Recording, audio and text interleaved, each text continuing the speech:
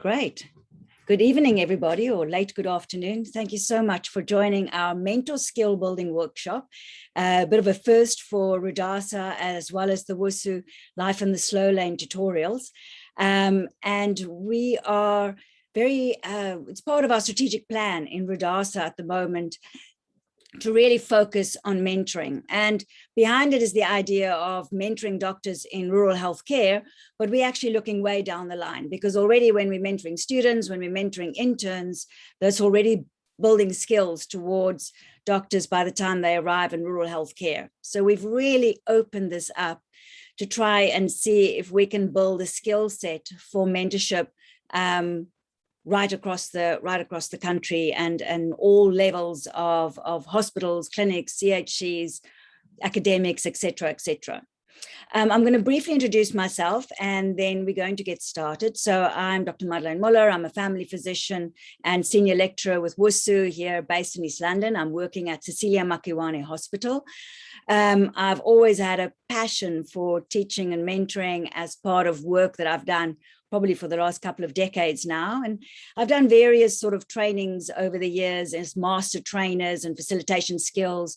We used to run a South to South course on teaching facilitation and mentoring and topics like that. But now that I've joined the university, I've become really interested in some of the science behind mentoring and teaching and wanted to upgrade my skills. So I started reading and looking up and partly creating this mentor skill building workshop has been a way to also improve and learn new skills for myself in terms of mentoring and teaching. So I don't think I'm sure I'm preaching to the converted here. The kind of people who join a mentor skill building workshop knows what an incredibly powerful thing it is, working and teaching others. And this is how we change the world. So if we talk about quality improvement, if we talk about wanting to retain doctors in rural healthcare, if we want to talk about creating better doctors, better clinicians, everything we want to do in the world if we want to make the world a better place, the best way to do it is by mentoring and teaching our colleagues. And through the mentoring and teaching, we also change ourselves. So this particular workshop, and there's lots of different ways of going around mentoring. And what I'm not going to be doing is I'm not going to be covering a whole lot of philosophy or some of the reasons why it's important, because I'm quite sure I'm talking to an audience that already understands that. I'm also not going to cover the paradigms so much of why we should be mentoring and the different kinds of perspectives there are on mentoring.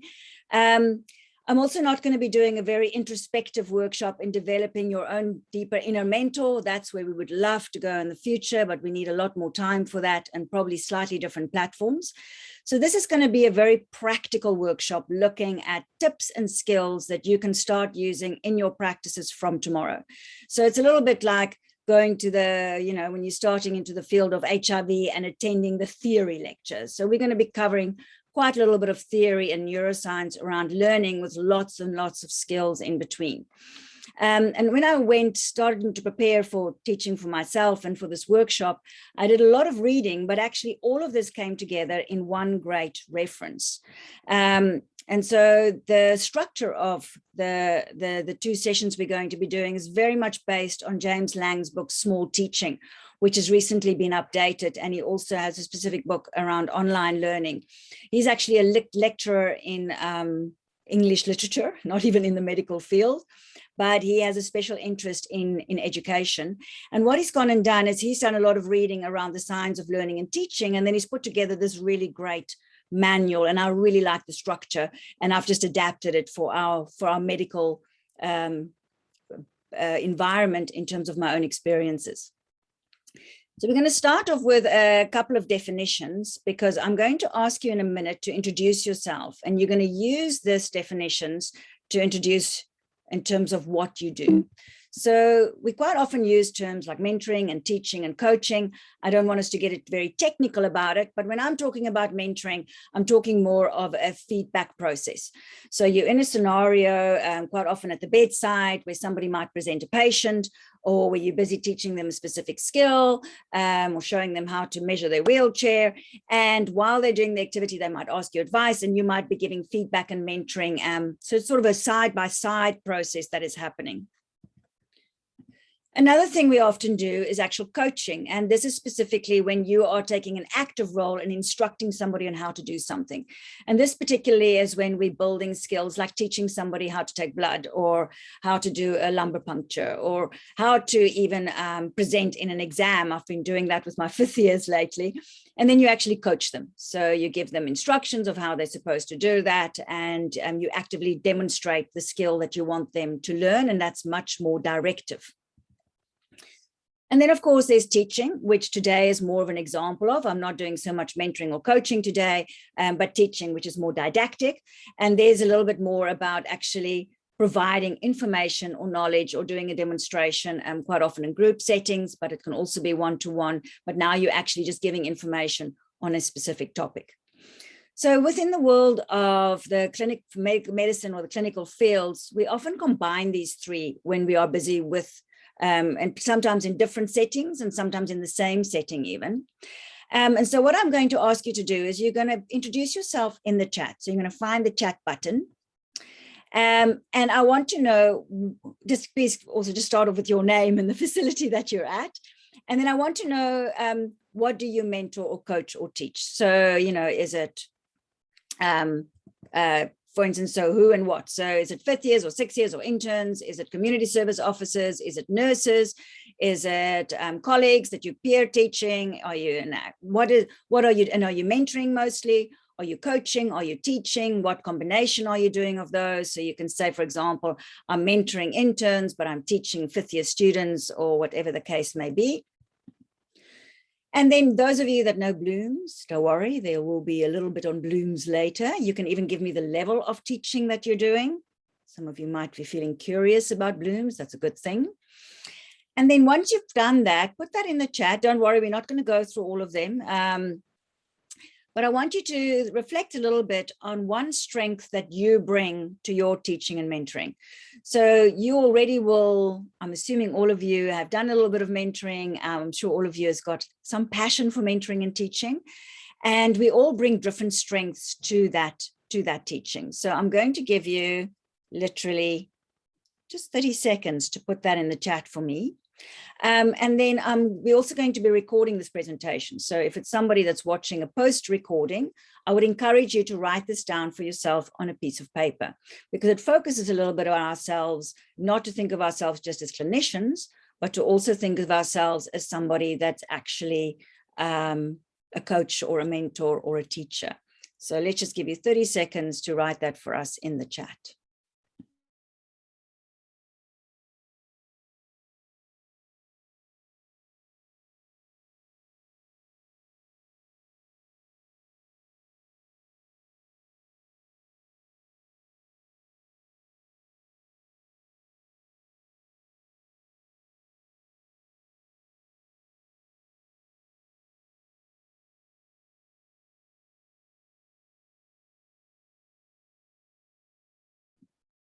Yeah, do tell us where you're from. I can see we've got people from KZN, we've got from Pretoria. So just a little bit, maybe just which facility or which province you're in. We've got a huge reach today. Great to see we've got some therapists here as well.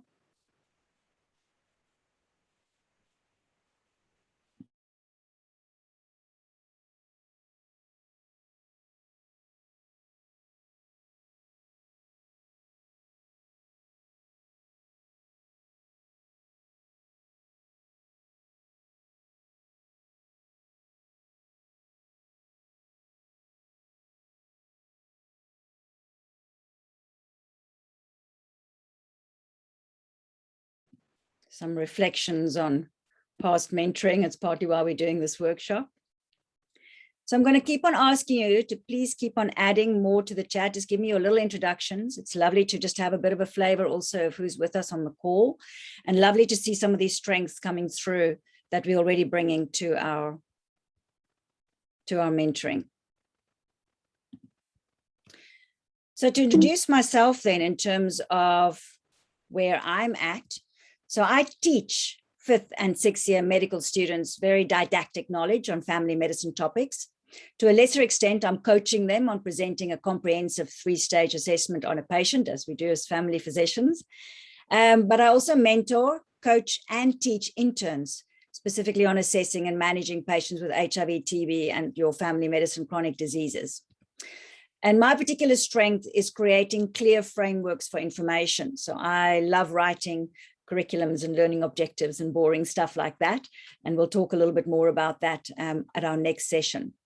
So please, if you haven't added anything on the chat yet, please give us a quick introduction of yourself, who you are, just roughly where you work or where you're from, and then a little bit also about who do you mentor and teach and one of your strengths. So the way we're going to structure today is we're going to be looking, or the next 2 weeks, we're going to be looking at 3 main domains. We're going to be looking at knowledge, we're going to be looking at understanding, and those 2 we'll cover today. And next time we're going to be looking at inspiration and some of the more the soft skills around inspiring our students. And we're going to, for each of these 3 areas, to make it nice and structured, there are 3 specifically mentoring domains that we will look at. And under each of those, there'll be several tips. So I'm hoping by the end of these 2 days, you're going to have about at least 20 different possible things you can try out in your mentoring and teaching classroom. We're also going to look at those in 3 different environments. So bedside mentoring. So that's when you're sitting at your, in the ward round, for example, you're next to the bed of the patient and people are presenting, or it might be that you're sitting in your room, in your clinician's room, and somebody comes in and asks you advice on a patient, or any scenario where you are seeing patients together. We're going to talk about didactic classroom teaching, because all of us has sessions like that, whether it be to students or doing a CPD session at your hospital. And then, of course, these days, online platforms is the other thing that we're all having to dabble in, and looking at how we can set up online learnings, and quite often a mixture of classroom teaching and online platforms for our students. I can hear there's a little, let me just quickly mute. There we go. I'm just going to mute someone. There we go.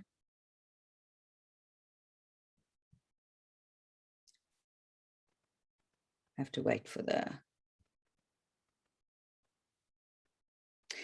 So let's start off with knowledge, and knowledge gets a bit of a bad rap these days in terms of teaching, and we're going to blame Bloom's for that. I'm just trying to close my participant screen. Okay, there we go. And for those of you who don't know who Bloom was, he wrote a book. And it's got a very fancy title. We don't write titles like these anymore if you want to sell books. So it was called The Taxonomy of Educational Objective, the Classification of Educational Goals, Handbook 1, Cognitive Domain. And it was written in 1956 and has pretty much become the Bible for anybody who writes a learning objective. And what Bloom's did is he looked at cognitive domains and he gave them these 6 different areas. And you can see here at the basis, we have our knowledge domain, where we have to just remember information. So that's a basic cognitive skill. Then there's the next question, do you understand? So here would be your guidelines. Do I understand my HIV guidelines? Can I apply my HIV guidelines when I see a patient? Can I analyze a complicated case and apply my guidelines in that particular case? Can I evaluate new papers that are coming out and judge them to be valid or not valid? And can I start creating new bodies of information? And you can see what's happened with this pyramid is there's a little bit of a feeling that knowledge is the least of our worries as lecture. We want to teach our students to be able to apply and analyze information. And I am not taking away from the importance of teaching, understanding, and application. And we're going to be looking at that today. But quite often we do not give our students enough help in actually the knowledge part of it. And the reality is you can't learn, you can't analyze an HIV case if you don't understand the plain definitions of biological failure. You cannot manage a chronic kidney disease patient if you don't know knowledge base which drugs is excreted by the kidneys or which drugs might make renal function worse. So all of those things are knowledge that has to be remembered. And although we don't want to put huge emphasis on knowledge in our teaching, we need to be able to make sure there's certain key knowledge that we help our students to remember. So we're going to look at 3 aspects of strengthening your knowledge teaching in your mentoring and mentoring and your teaching. And the first one we're going to be looking at is something called predicting. So let's just do a little exercise to have an experience of that. So I'm going to ask you to make a prediction. This is something that you won't know offhand unless you're one of those people who watch the stats every day. So how many people have been fully vaccinated in the world as of the 13th of September, or the latest stats that we have? This is the latest Johns Hopkins stats. You don't put it in the chat, just think to yourself for a moment. And if you want to write down a number, what do you think? How many people worldwide have we vaccinated against COVID as of this period of time? And with fully vaccinated, I mean even those that has had both their Pfizer vaccines, for example. So just give that 1 second to think about and write down a number, okay? I want you to think of a number. Great. Shall I give you the answer? Shall I wait a while? Are you curious? So at the moment, we have vaccinated 2.38 billion people. According to Johns Hopkins, that's almost 30% of the world population, which is an extraordinary number. And at that point, 9.48 million people a day that was fully vaccinated. You might be wondering, well, how are we doing in South Africa now? Some of you might not even be up to date with the South African vaccination numbers. And in South Africa, this is this morning's stats, we have vaccinated just over 15 million people, which is quite an extraordinary feat. If we were to tell 2 years ago to do something like this in the public sector in South Africa, we would all have rolled our eyes. Anyway, the reason why we're doing the exercise is to talk about predicting. I'm going to cover a little bit of the theory behind that. And actually, prediction is a foundation of effective learning and is something we're all doing naturally anyway. So when we make predictions, it improves the learning because we prime that part of our neurological system that has to store that knowledge. So we create interest in something, we wonder about something, we try and activate any prior knowledge about something, and we become curious. So when we make a prediction, we create an environment, an emotional environment where we become interested in what the answer might be. And you might have had an experience of that, of trying to wonder and figure out how many people have been vaccinated. You would have drawn, well, I read 2 weeks ago, we were on so many, so maybe we're on about so many now. And that interest creates a very ripe environment for the answer. So if you imagine a little small 2-year-old is trying to learn to get to know the world, so she might be crawling around on the ground, she'll see something, oh, that looks nice and tasty, picks it up, puts it in the mouth, oh, gross, no, that was disgusting. I will never do that again. And quite often we do that. We make little predictions about the world. We act on those predictions. If we make an error, then we correct that error. And those errors are the ones we learn the most of. And what you should have experienced is by having to make the prediction, you become slightly curious. And then when you get the answer, you have a little emotional burst.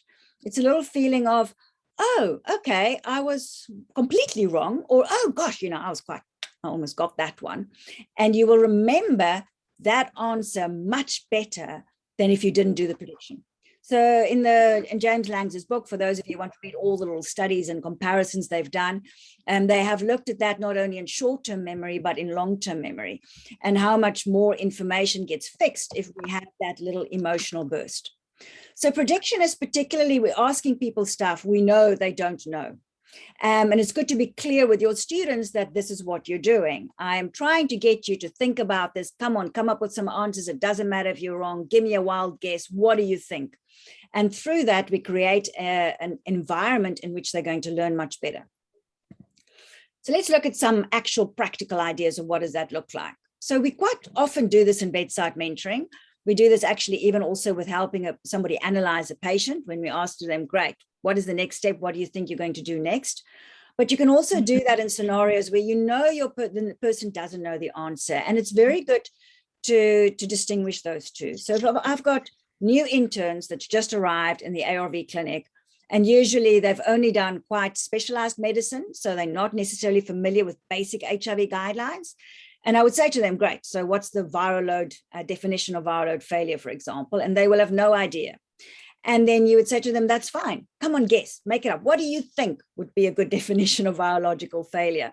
And through that, you're starting to engage them to think. And you need to take the pressure off that I'm not interrogating you, expecting you to know this answer, but I want you to try and figure it out for yourself.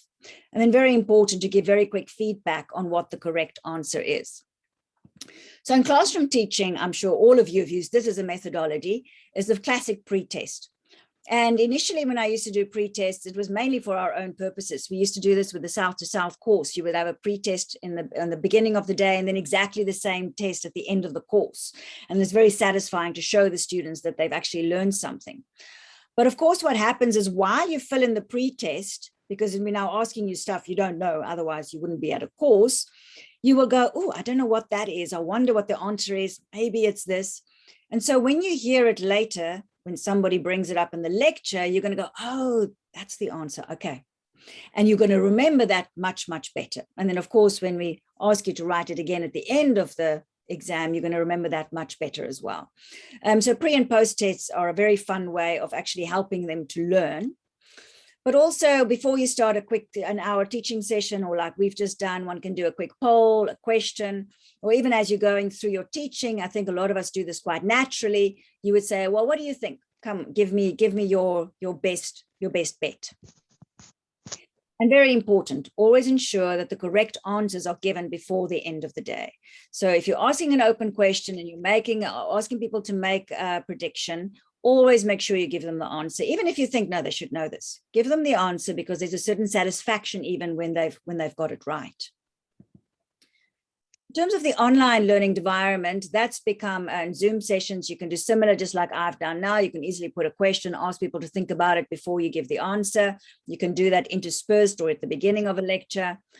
And you can have little polls that you can use throughout. And that's become quite popular in the Knowledge Hub, for example, where you would be teaching a topic, they'll have a little poll up. What do you think is the percentage of people that's done this or that? They've done that with the vaccination training. Everybody puts their poll in and then everybody gets their answers. And that is a tool to make your learning more interesting and more effective, is very helpful. So a little bit of principles just to wrap up prediction. You need to obviously stay conceptual. So there must be some prior knowledge that they can make some educated guess. It's like the vaccination numbers. If I was to ask you about some strange engineering question that you have no idea about, then you just leave people confused. So you want them to be able to make an educated guess on what they think the answer might be. Try and get them to figure it out. You want to give them a little bit of time to think about it. So making you write it down. You can do that in a classroom setting. If you had one of those fancy poll systems, get them in the classroom to actually commit to an answer, and then produce very, very fast feedback. It's just going to, please just mute yourselves. Thank you very much. So that's predicting. We're now going to move on to a second domain, also in the world of knowledge, and that is called retrieving, which is going to do with memory. I like this quote. So right now I'm having amnesia and deja vu at the same time. I think I've forgotten this before. I have all these books that I think, oh, I must read, and then on my Kindle, and then I go and read them and notice I've already underlined them. Story of my life.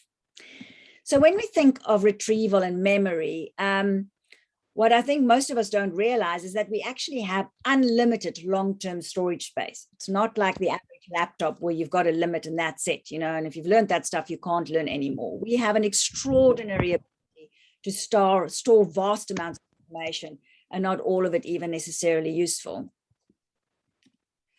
But the challenge is not to necessarily store the information, but is to find that information quickly and easily. So it's a bit like you've got this big cupboard and you're stuffing information in there. And now you go, oh, I need to go fetch something. And now you arrive in the cupboard and now you're trying to find this particular piece of information. And our neurological system works the same. So when we're putting things in memory, it makes all these new neural connections. And then when you have to try and find it, you have this experience of not sure where it is. Now, to be able to retrieve information more easily, so to build good memory, the more times you do it, so say you've stuffed your cupboard and now you have to go and fetch your football boots, and you go into the cupboard and now You find your football boots and you put them back in the same place. And the next time you know much more easily where you can find them. And it's the same with memory. Every time you have to go and remember something, the easier it gets. We all know repetition helps. And yes, we don't always give enough opportunity to use this for people to have to retrieve information. So for example, our tests, which we normally do for our own benefit, is probably one of the most best learning tools for our students. So say, for example, our students write a short exam question test. They've been studying the whole week till late at night. They've got all this information in their head. And now they're writing their test. As they write the answers, the 10 topics or questions that you are covering, those things they can remember and that they're busy retrieving from the stuff they've just crammed the night before, they're going to be able to remember much, much better. So it's that particular information will actually stick in their minds for much longer than some of the other stuff they studied. That's a way to think about testing. I'm just going to ask as well, please, to you all to make sure you're muted. I notice there's a little bit of interference. Thank you very much. So we can use tests partly as a learning tool. And what's interesting about retrieval is you want to create the kind of memory exercise which is make it a little bit hard work. So you can either do that by making the question slightly more complicated or making drills where they have to get information quickly. So for example, an MCQ exam is not as good as at retrieval practice as a short exam, question exam, or one of those long essay exam questions. So if you're doing an MCQ, you literally just have to think about it and circle the right box, maybe wildly guess the right box. If you're having to write an answer and you're having to retrieve the information and structure it on paper, you're going to remember that much better. So if you're using tests or questions specifically to help people learn, then MCQs are not quite as effective as a learning tool as, for example, a written paper. So let's look at some ideas, right? So across all platforms, opening questions. So I think a lot of us are quite good about this, and this works very well if you have a curriculum and you've been teaching topics over a period of time. So say, for example, with the HIV, on the first day, we'll be drilling out, we'll be teaching them this viral load failure definitions, for example, which first, second line, etc. And then the next day when they come in, we'll do a quick, okay, great, let's just quickly drill this. What exactly is the definition of this? What is the definition of that? Or I've got a patient with this and this and this. What is your first thing you do? What's the second thing you do? And by the second day, they have to go, yes, okay. And by the time you do it on the third, fourth day, they know those definitions by heart. So putting in little drills and identifying what is important bits of information you want them to know by the time they leave your rotation is a way to help them retrieve those and practice retrieving that. And then, of course, after you've just taught a session, so you've just taught on whatever topic, creating a possibility to ask some questions or drills on the stuff you've just taught. So they've sat down there, they've written all the information down, tell them to put the book away, don't look at their notes, and can you remember, ask them particular questions about things you've just covered. One of the practices I really like, and it only takes 2 or 3 minutes, is to ask the group for 1 or 2 or 3 people to feed back at least one thing they found really useful. So again, they must close their notebooks. They must think of it that what's been particularly inspiring to them, useful to them, something they've learned new that they haven't thought about before. And just by retrieving that information already makes a big difference. It's also one of the tips I taught my daughter, who's writing grade 11 at the moment, and I teach my students, is that at the end of half a day of learning or in the evenings or after a mentoring session, to not sit and try and take endless notes, but just sit and reflect and write down those things that stood out for you, things that was important, things that was interesting, without first going back through your notes. So forcing yourself to retrieve information will make it easier to retrieve the information in the future. So in classroom settings, teaching, of course, we can use lovely low-stake quizzes throughout your teaching on things that you've already taught them, and we're just practicing to retrieve that information. So it's slightly different than the pre-test where they're predicting. And also when they do write a test, so now they've done their test, giving them feedback quite quickly on the correct answers, and also going through those questions again is also a way to help them retrieve that information. So for example, if your students are going home and studying, you learn much quicker if you close each paragraph and try and remember what's under it, forcing yourself to remember what's in the paragraph, than if you're just blindly reading and reading and reading through the chapter. So the 20 minutes of reading or 20 minutes of testing yourself, the 20 minutes of testing, you will remember things much longer and much better. And in online learning, they've become really clever now because you can put these quizzes in. So they even have conditional release of information. So you've finished a topic, then you have to do a quiz and you have to score a certain amount in the quiz before you can move on to the next topic. So that's a lovely, easy way to force a little bit of retrieval. So just some principles to wrap up retrieving specifically. Frequency matters. So the more often you have to try and remember something, the better you're going to remember it. We can't go all the information by rote all the time, but you can pick specific things of knowledge that they need to know, like this important information, and that you need to do again and again to help make sure they remember that. It's also important that if you do want them to, if they're going to have an assessment at the end and you want them to retrieve information in a specific way in the assessment, that when they practice the retrieval, that it happens in the same way that the assessment is going to happen. We'll talk a bit more about that when we talk about understanding. And again, be clever in terms of making them think a little bit. So if you want rote stuff like basic definitions, you can put a bit of time pressure on it. But if you want to sometimes ask your question a different way, apply it within a patient setting, get them to actually write it down and commit to an answer. So let them have a little bit of effort in retrieving that information.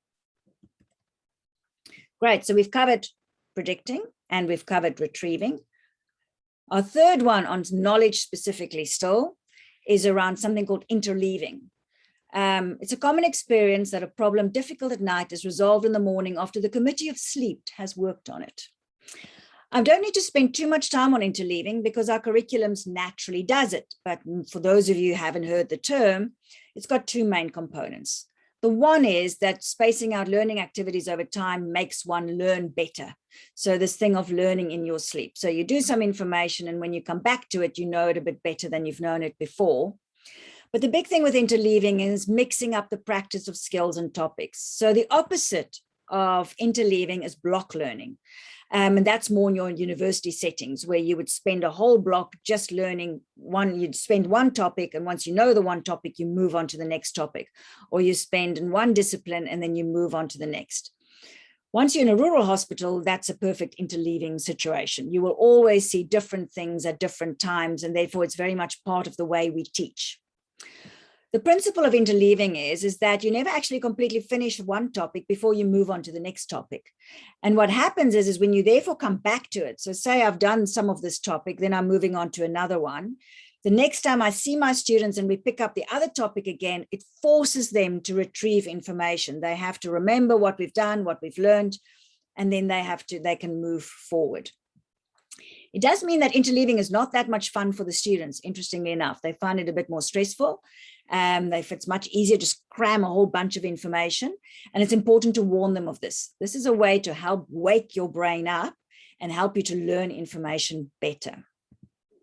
So bedside mentoring is actually a lovely example of interleaving because we are naturally going to see lots of different topics coming up as we see our patients.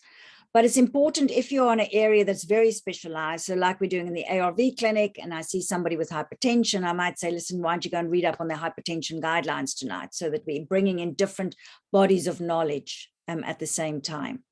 This is also important when we talk about understanding of forming cross connections with different bits of information. Classroom teaching, just for those of you in academic settings, obviously, that's why cumulative exams are so important. Even if you don't include the whole first trimester, include some of the first trimester information in your second semester exams, because it forces them to retrieve information from before, and the same with staggering our deadlines. And then when you do organize classes, we can interleave different topics, but that's very easy, for example, in most of our faculties. And with blended learning or online learning, and this happened naturally when we did the rural onboarding course earlier this year, it was partly about when people were available. So we would have a week on HIV and TB and send information on HIV and TB, but our topic for the Zoom session was actually on obstetrics. And by doing that, we created the possibility of also interlinking a lot of these different disciplines, but it also meant our HIV topic was later, so we came back to that information, and that also stimulated better retrieval and retrieval practice.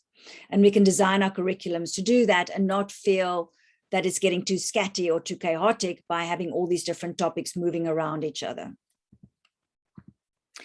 So the idea is also with interleaving that it doesn't mean we don't do block learning. So quite often when you start a semester or new doctors arrive, you need to cover some basic information that needs to be covered, and then you can use interleaving after that. You don't have to interleave like 3-5 topics in 1 hour. You might have 50 minutes on one particular topic, and then you might close off by covering something else and then coming back to that topic in the future. And very important to explain to your students that you're doing this on purpose and it's going to help their learning, and it feels a bit chaotic, but it's all for the greater good. So one quick exercise before we move on to understanding. Without looking at your notes, here's the exercise. Guess why? Which are these 3 areas that we've just discussed that to help improve our students' knowledge? So we've just looked at 3 different domains. Can you remember what they are? I'm going to give you 3 seconds to write it down. If you're watching this as a webinar, please just see if you can quickly remember what they are. Shouldn't be too hard. So we did predicting first. We talked about retrieving, memory practice, and we talked about interleaving.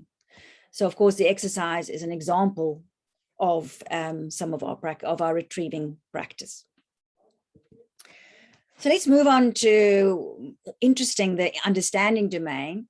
And sometimes the knowledge domain, even though we poo-poo it, we sometimes default to the knowledge domain because it's slightly easier to teach the knowledge domain than it is how do we teach understanding? How do we really help our students to not only know the knowledge, but actually apply it? And we're again going to look at 3 different areas. And the first I want to talk about connecting. So you all know about neuroplasticity, and where attention goes, neural firing flows and neural connection grows. So just to give a little bit of an example, all of us are experts in some of our fields. So we all have different levels of expertise, but by the time you've passed medical school, you definitely have some expertise on something. And when you're an expert on something, you create a rich density of connections amongst the concepts and the facts and the skills that you have. So for those who's had 10, 20 years experience, for example, as a clinician, you will have these rich networks of information. So if you go, for example, to a lecture on HIV, you're going to be able to just slot in new bits of information on all the things you already know. And you're actually going to learn know much more than the novice. So the novice has these islands of knowledge. So they know this, and they've learned this, and they've learned this, but they're not yet able to connect all of that information. It's all just still little bits. And so when they see a patient, they sometimes struggle to pull that all together and being able to actually come to, for example, a diagnosis. So what happens when we learn is our neurons are obviously making new connections. So we have all these little lovely brain cells, and as they form these connections and networks, we have learned new information. So we all have heard the lovely saying, neurons that fire together, wire together. So more often those connections get made, and the more often we notice those links, and we use those links in our brain, the stronger those connections get. So what's wonderful is when you are teaching somebody something and they're learning new information, you are literally changing their brains. Very cool. So what we want our students to form these rich interconnected networks of knowledge. We don't want them to just have these little bodies of knowledge. And the tricky bit is they need to make the connections. So we can tell them about some of these connections, but what's much more powerful is if they start linking their different bodies of knowledge together and start going, oh, okay, yeah, that's how, oh, yeah, those two link up there, and this is how this affects that. And oh, wow, if I've got a patient with this and they also have that, then these things I need to consider, for example. So again, if we look at some practical examples, this is a lovely tip that comes from James Lang. He calls it, I think he's got a different name. I'm calling it a clinical connection notebook. I've always liked the idea that my students should write things down. You know, in the old days, that's the reason why you have white jackets, isn't it? To have those big pockets, you can put an extra notebook in there. And sometimes people write down furious, vast amounts of notes, which they never look at again. And what you rather want to focus on is you do your teaching, and at the end of it, you now can go and ask specific leading questions to say, starting to figure out on how would you connect this with this. So we did brief therapy counseling last week in terms of substance abuse. Today, we're talking specifically about obesity. How would you use some of those principles to counsel somebody about weight loss? So you're starting to help them build connections between the different bits of knowledge that they know.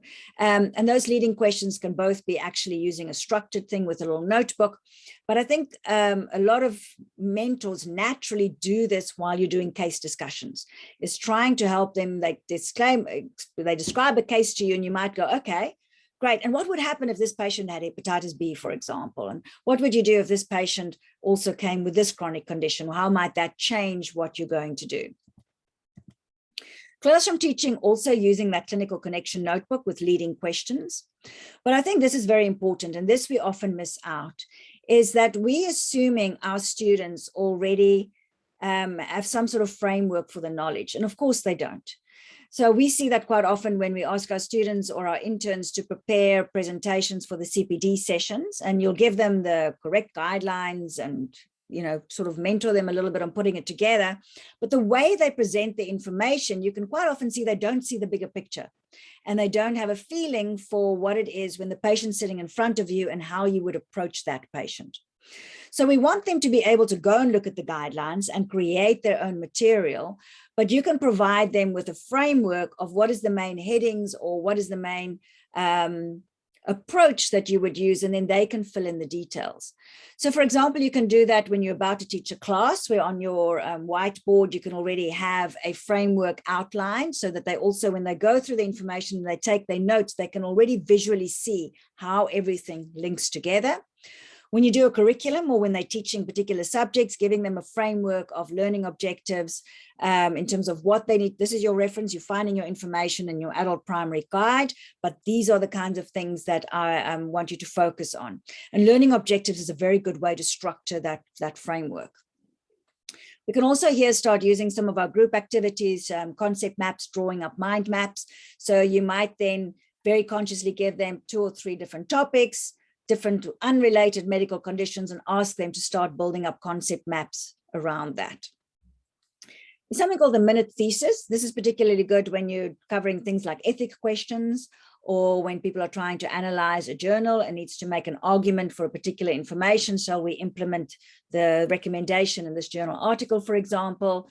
And you literally give them that maybe you've discussed the article, or you've discussed a particular ethical scenario, and you give them 1 minute. They have 1 minute to think, to come up with an argument for that particular statement that they need to make around either the article or whatever. So then you can get some of them to share that, or you can even get them to share that with each other. And that forces them themselves to try and actually make an argument and make connections between different things. And I think we do this, but what we quite often do is when we ask people themselves for ideas, we quite often stick very closely to the topic that we're teaching. And what you actually want to do is you want to ask for examples and analogies and reasons of why one would do something that is not particularly relevant to that topic, so outside that particular topic. And as somebody, as an expert, you naturally have those connections, and now you can ask them, well, have you considered what you would do in this scenario? Can you give me an example of us using this exact same methodology of approaching the patient, but we're going to use it in a different condition, for example? In online practice, again, the framework can be very useful, and there your learning objectives become very important. So if you give a person an assignment, for example, you want to be clear in the assignment. This is the information you're going to go look for, and this is the structure you're going to be following. Concept maps can also work well on an online setting. And again, in your assignments that you are giving, or if you've got those discussion boards on an online platform, to specifically ask for examples and analogies and connections that is outside of the actual coursework, looking at applications in real situations. Imagine you have to organize a wheelchair for this patient, but you're out in a very rural area. How might you go about that? How will this particular intervention change if you are in a different kind of a setting? So you can start looking for ways to help your students make their own connections between those things. So just some quick principles on that. Remember to provide that framework. You want to facilitate the connections, and you can be quite creative on how you do that. And looking specifically at explaining things to peers and using peers to do things like that, to help make those connections together, for example, with your mind maps. So our second domain, doing fine for time, is around practicing. This is, we've got two more areas we're going to cover under understanding. So I like this quote: "You need mountains. Long staircases don't make good hikers." And this is about the quality of practicing. So quite often we ask people to use specific skills. For example, when they're seeing or assessing a patient, we want them to be able to do a diagnostic assessment on a patient, or when they're in exam, we want them to do an oral exam, for example, or we expect them to do an OSCE. And quite often the things we are teaching them in the classroom or in the bedside mentoring might not have the full skill set that they're actually going to need in terms of what we want them to achieve in the end. So we need to make sure that our students are practicing the correct skills. So what cognitive skills am I expecting my student to have?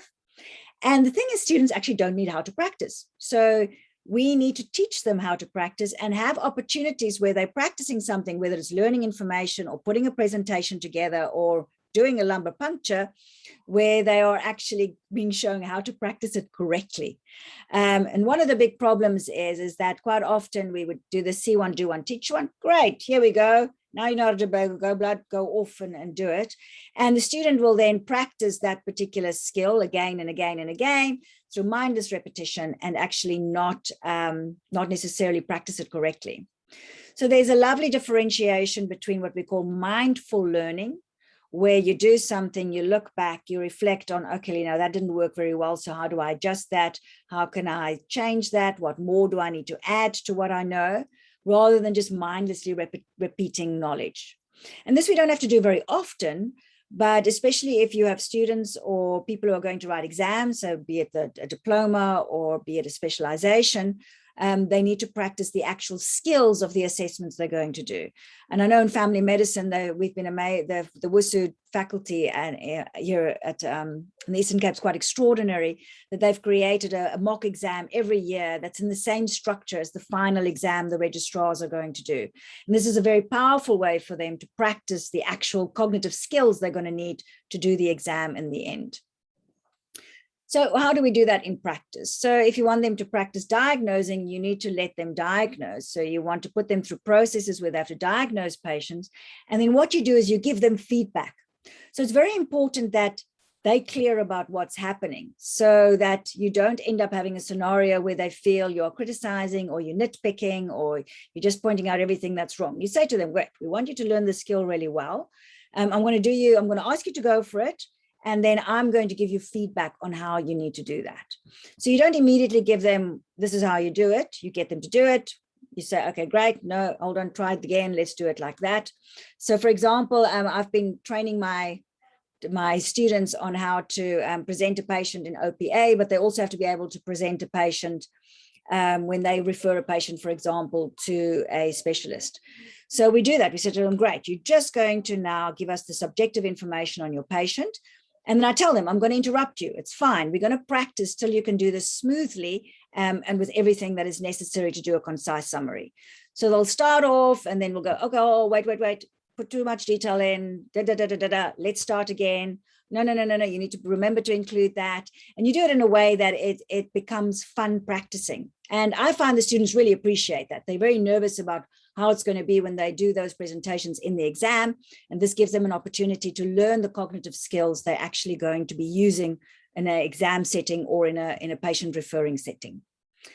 So definitely the best way of learning a skill is doing it, but there needs to be some supervision at times to ensure they're practicing it correctly. In an online learning environment, if there's an assessment that's going to be at the end of your online training, make sure there's quizzes that use the same cognitive skills as your assessment.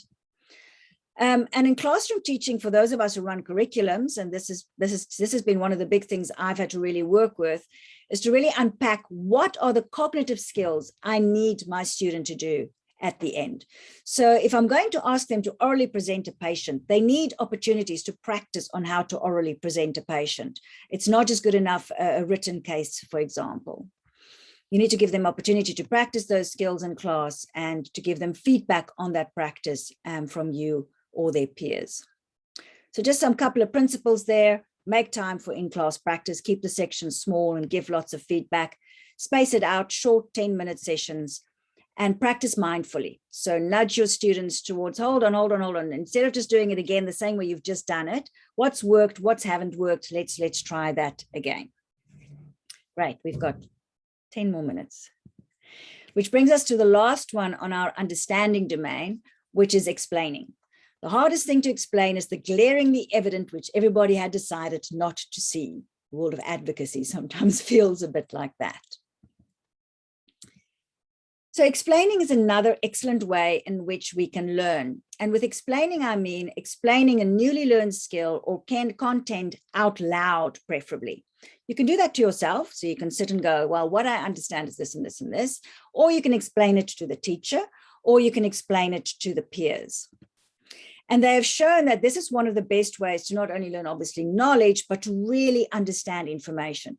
So you have to explain to somebody else why you're doing what you're doing or why you think what you're thinking. That's a very powerful way to actually help make those connections and those dots and understanding information better.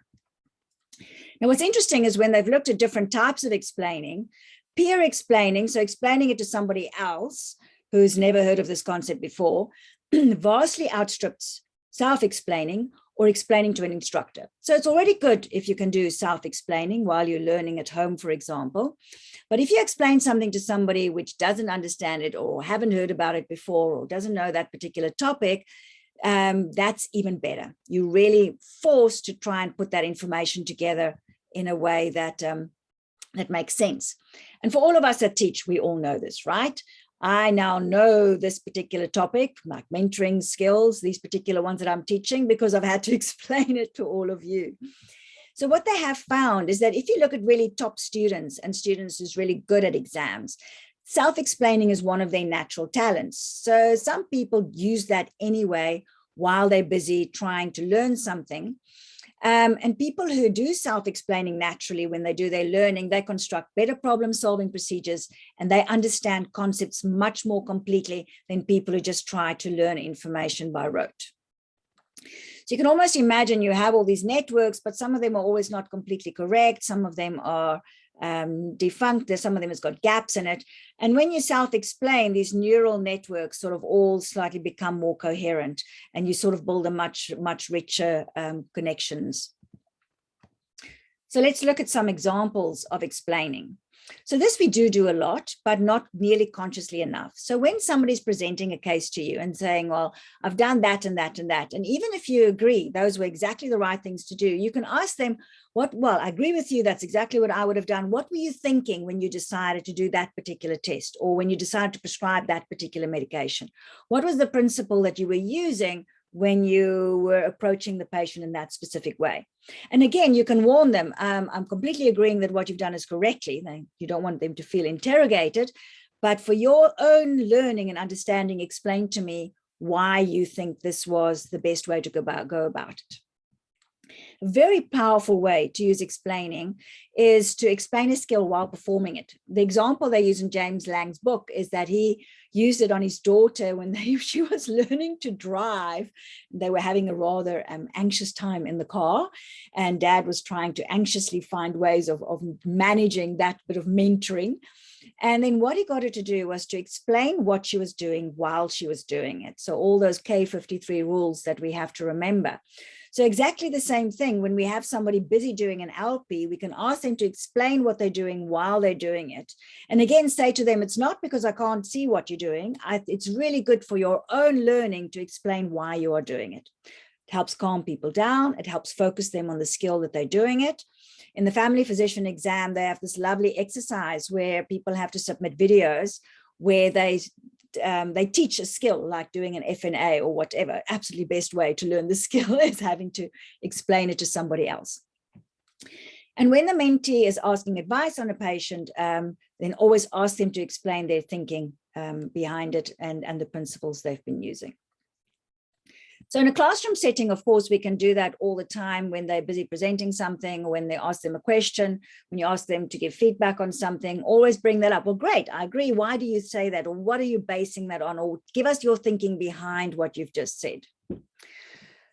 When you want to start using peer power, you can put a problem, for example, say you've got a journal review article and you put a problem or an issue on the projector. You ask them each to first think themselves, come up with what they think is how they would solve that problem. And then you give them opportunities to actually explain that to peers. And of course, you will give feedback to make sure in the end that the explanations were all completely correct. But it gives an opportunity for the person who's doing the explaining to try and understand what is actually happening. This one I particularly like. I'm going to be using it on my registrars.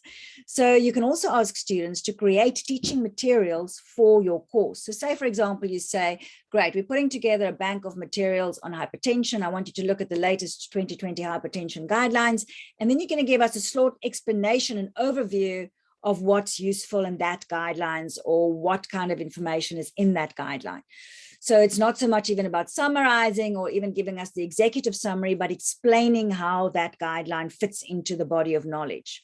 And what you end up with then is like a nice big batch of resources, each with a nice explanation of what they are all about. And then trying to get opportunities to teach to an expanded audience. So we do that with our poor interns. We force them to do a CPD session to the whole group and having to explain information to their peers and to students in that classroom. The person who probably learns the most from that presentation is the person who's teaching it. In online training, a good place to put this in is in your discussion boards. So you can encourage students also to explain aspects of what they've learned. So if you have a discussion board and somebody makes a comment on something they think or an opinion on a problem, or you can ask them, great, will you explain to me what you mean by that, or what's the principle that you've used in that particular scenario. And when you set problems or when you set assignments, you want students to also explain their answers. So if you give them an answer, say, explain your thinking, why you say that, or why you would do that, and always give feedback on those explanations afterwards. So great. So our summary of our principles on explaining. So it's important to look at principles when people are making explaining. So you don't want them to just explain, why did you say that? You want them to really go and say, what is it that is helping? What is the connections behind it that is helping you solve this problem? Peer power. So this is a great scenario to get people to actually explain things to each other and not just to you or to themselves. And to think of those bigger audience opportunities, even if it's making like the video on a particular skill or teaching in a classroom setting. Great. So we won't obviously have to have one little final exercise, as this is a teaching on teaching. And what I would like you to do is, don't look at your notes, but I want you to think of just one new mentoring tool, or it could be an old forgotten one that you used to use, but not using so much anymore, that you're going to be able to use in your work scenario from tomorrow or from the next time when you're back at work. So think of something that you will do. Again, and give me one example of something that will augment your current mentoring and teaching practice. And I want you to put those in the chat, please. Gives us excellent feedback on the kinds of things that you've learned. And also we're doing a bit of retrieval practice to actually put that on the chat. If we had time, this will be the time to do lots of breakaway rooms and explaining behind what your ideas are behind some of these things that you might be applying. And in the future, that's what we would love to do. We would love to have workshops where there's some of this theory that we've been doing basically, and then having some real interactive processes to help people explore those things further. So this brings us to the end of the first part of this two-part mentoring skills workshop. Next time, we'll be moving on to the third domain, which is inspiration.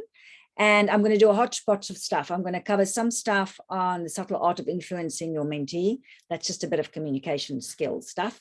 And a little bit on creating work-based curriculum. So some real practical things for those of you who are in, for example, a rural hospital setting and needs to plan your CPD program, etc.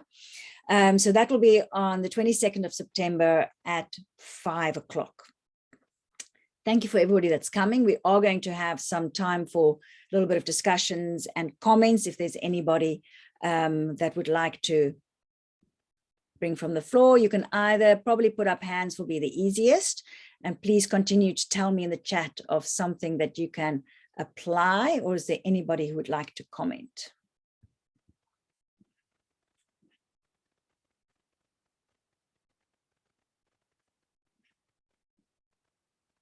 Very silent out there. Okay, let me look at the chat a bit. Great, so we've got some lovely ideas of things that people are going to be doing. See, there's some prediction theory. Oh, that's a fun one, isn't it? Peer teaching, great. Interleaving, interesting. Bringing that into your practice. I like that. What are you thinking when a doctor is busy presenting a case? Nice. Prescription theory, predictions, clinical connections. Great, getting students to present patients and identifying their learning needs. Yeah, the explaining while performing a procedure I thought was very useful, especially when you're watching somebody doing a procedure, because it's very nerve-wracking when you're doing something and somebody is now supervising, you know, your first cesarean section. So being able to describe step by step and knowing that that's part of the learning process can help to focus both you and the person that's doing it. Great. I'm glad to see people have been learning things. That's wonderful. That's great. And then next time as well, we'll definitely be talking about we'll be launching, I think probably officially, an exciting development that's come up at the Rural Health Conference on something called RAMP, the Rural Advocacy Mentorship Program, where we are trying to look at growing a body of passionate and well-trained mentors across the country to provide support to doctors, rural, well, also our interns, our students from all along. And this training that I'm doing today, we want to expand more and more into like a certificated proper workshop with some more introspective stuff as well, and looking at some of the bigger and broader principles behind mentoring. And we'll tell you all about that next week. With that, I'm sure some of you are starving and you've got kids screaming in the background. I hope to see you all next week. If not, don't stress. We are recording these. I'll be putting it on my YouTube channel and I will be sharing it widely. I'm very happy to share these slides with anybody who wants to teach these skills at their facilities. These are all just nice practical things that should be easy to pass on to colleagues. So if you would like the slides, please, you can put either your email in the chat or you can contact me, but certainly the presentation will also be available online. Thank you very much, everybody, and good night. I'll be online for the next 5 or so minutes just to do any last administration. Good night, everybody.